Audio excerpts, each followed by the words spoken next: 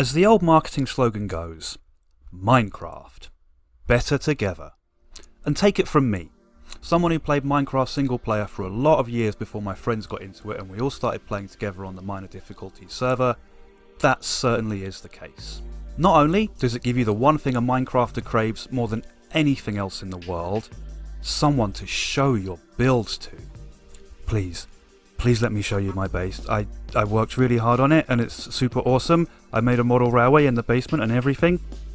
But it also gives a lot of opportunities for some simple or insanely elaborate pranks and practical jokes. And that's what we're going to be looking at today.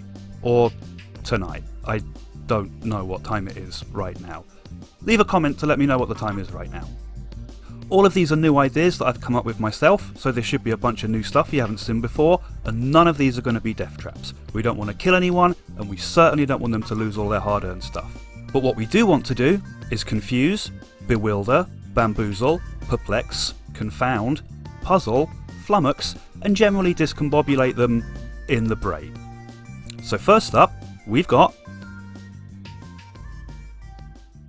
So, you know how it is when you're playing Minecraft. You walk around for long enough, and next thing you know, your entire inventory is full of useless crap that you don't need. You might think to yourself, I know what I'll do. I'll make a little chest, and I'll put all my rubbish in that. But before you know it, the chest is full up too. So you think to yourself, I know what I'll do. I'll make a chest with a hopper underneath it that sends all of the stuff into a dispenser that fires all of that stuff into a lava pit to destroy it, like what I've done here, to get rid of all the feathers from my gigantic industrial roast chicken farm. But then you might think to yourself, well, my base is here, and my friend's base is up here.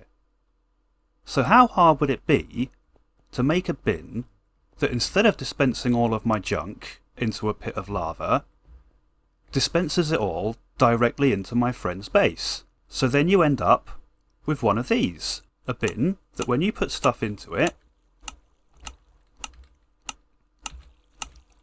fires it all out into a water stream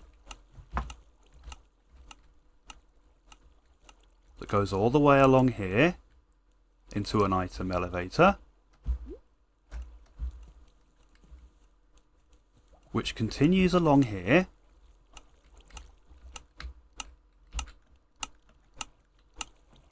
to a secret room I dug out underneath my friend's base. And if you put a dispenser pointed upwards into a block, the items will pass right through the block and random useless junk will keep appearing in your friend's base. And if you make sure you time it just right, so that you only put stuff into your bin when your friend's in their base doing some tinkering, they'll be absolutely perplexed as to where all of this random stuff keeps coming from. Now, you may have seen one of these before. It's a void room. And it's the simplest thing in the world to make, kind of. All it is a bunch of white pieces of paper stuck in item frames, stuck all the way around, and it doesn't show the borders of any of the blocks being used in it. And it can be quite a disorienting experience being inside one. Now, I say all you need to make it is just a piece of white paper. But where do you get a piece of white paper? Well, you're going to need to build one of these. It's a giant white concrete slope the size of an entire Minecraft map. You build it on a slope facing north, so that when you look at the map, none of the blocks cast shadows on each other, and you get the whitest map you can possibly have.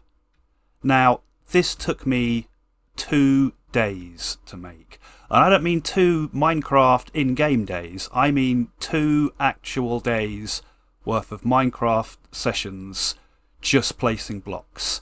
And that was in creative mode, obviously. Maybe this might be something that'd be a bit more tricky to do in survival mode. But the results are definitely worth the effort. Maybe.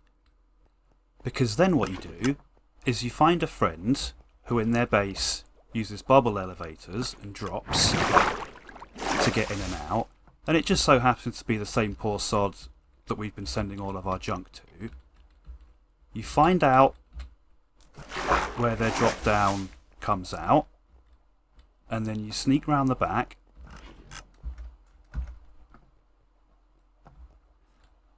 and you dig a hole out underneath where they drop down, and then you line that hole with jack-o'-lanterns, and then you put picture frames on those jack-o'-lanterns, and then you put the maps in the picture frames, and you end up with a perfectly white void of nothingness. You probably can't tell, but I'm looking up and down and left and right and all over the place, and it's just a massive empty void.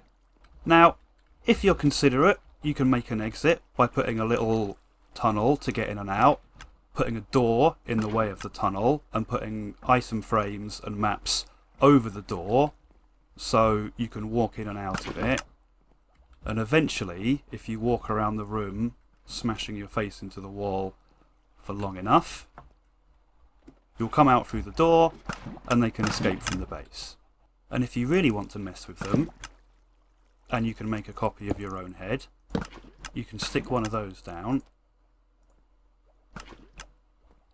and then they're just left with this white empty void with nothing but your head floating in it, and they'll probably think something has gone terribly, terribly wrong with their PC. So they'll wake up in the morning, they'll wonder where all of this rotten flesh keeps coming from, they'll go to leave their base and fall straight into this never-ending empty void where the only thing to look at is your smiling face. You know, it's like I always say, that every Enderman is just a friend-a-man you haven't met.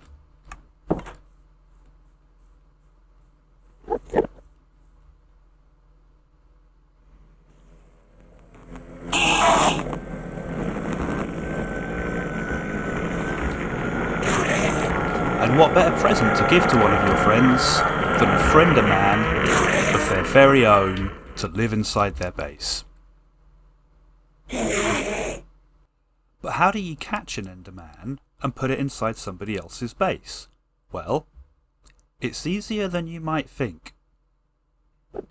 Even in survival mode, all you need to do is creep up on your Enderman and try and get him into a boat.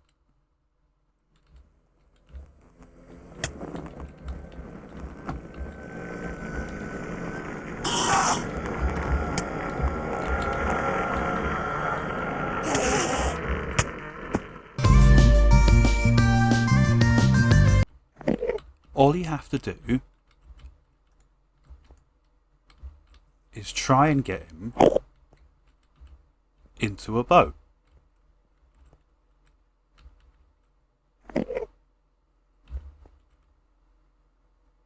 And if you're very lucky and very patient, eventually, if you don't make eye contact, he'll stumble into a little boat. And then he'll be stuck in there. And then once he's in the boat, you can jump in with him and you can take him with you for a little ride. And then all you have to do is row your new Ender buddy into your friend's base and leave him in an inconspicuous spot. And then once he's in place, you want to sneak up ever so carefully and stick a name tag on him.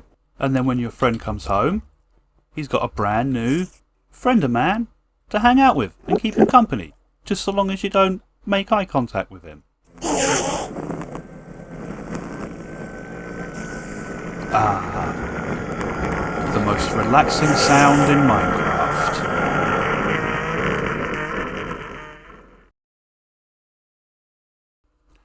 Picture the scene, if you will. You get home after a hard day's mining. You go to crawl into your nice warm bed for a restful night's sleep, and as soon as you lay down, somebody starts throwing snowballs at you. And when you wake up, the snowball throwing stops. You look around, and there's nobody around to have been throwing snowballs at you, and everyone else must have been in bed too. So what the hell's going on? So this is one that I claim absolutely no credit for. This was designed and built by our server's resident redstone expert, McNizzles.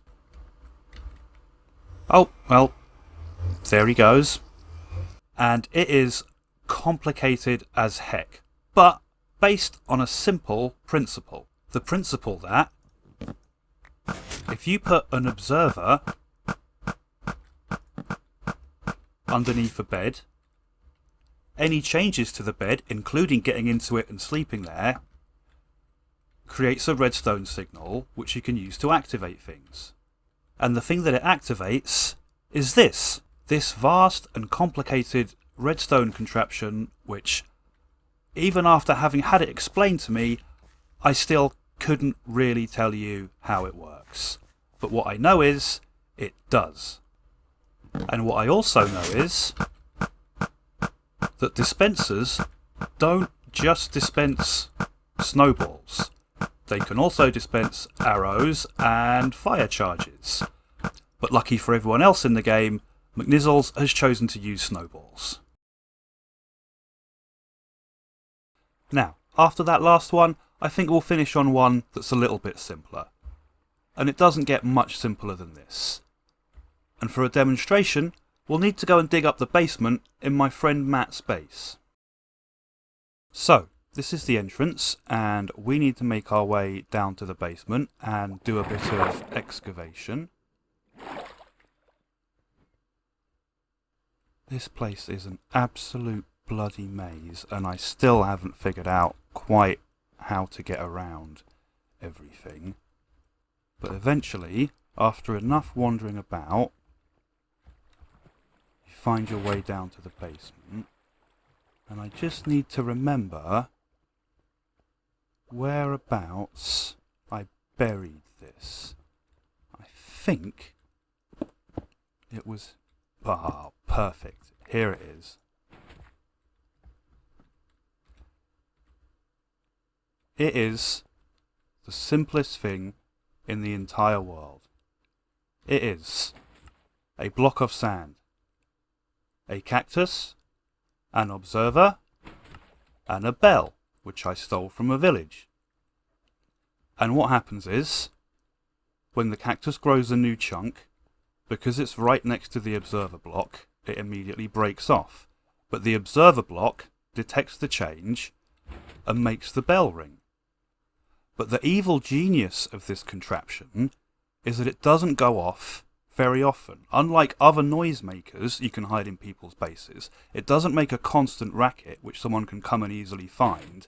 In fact, this only makes a noise maybe every 15, 20, 30 minutes. And because of that, and the short amount of noise that it makes, it's going to be an absolute nightmare to try and find this.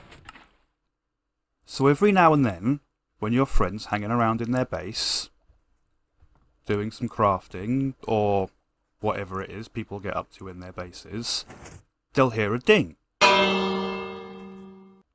And they'll look around, and they'll have absolutely no idea where it came from. And the only way to find it, hello mate, would be to destroy or dig up the entire place. So there you have it, my sneaky little ladles and jelly spoons. 5 brand new Minecraft pranks that you've almost definitely never seen before because I made them up in my brain. If this video has shown you anything at all that you've never seen before in Minecraft, then would you kindly click the like button. We're a small new channel and your likes will actually have a pretty big impact on the old algorithm and really help out. If you like this video and you're looking for more Minecraft build ideas, inspiration and random shenanigans, then oh boy, we got a load more videos on the channel I think you're really gonna enjoy. And if you're still thirsty for more prank ideas, then we got some links to some more of those made by some other guys coming right up too. That just leaves me to say, This is Minor Difficulties. I'm your crumbled toast, Dean of the Dead, and I'll be... Wait, where the hell did that come from?